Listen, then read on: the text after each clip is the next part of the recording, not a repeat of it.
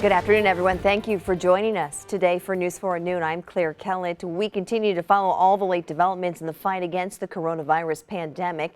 St. Louis County is announcing a new plan to provide relief for those suffering loss of jobs and income. Also, today marks the start of a defiant move to reopen businesses in Madison County, Illinois.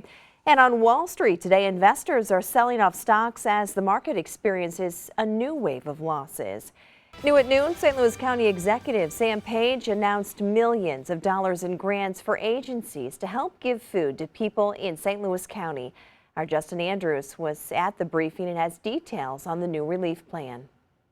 The county executive paved out a plan giving $2.6 million in grant to 5 local organizations. We know families have been having a hard time when it comes to food and financial failures during this pandemic. Some of those organizations were actually at this news conference: the Urban League, the Food Bank, and many others. Page says food is in dire demand right now.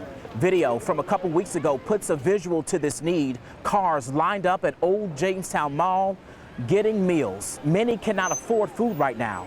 This money is to help ensure needs are met in St. Louis County. I've been to some of these food giveaway events in our community, and cars are lined up around the block.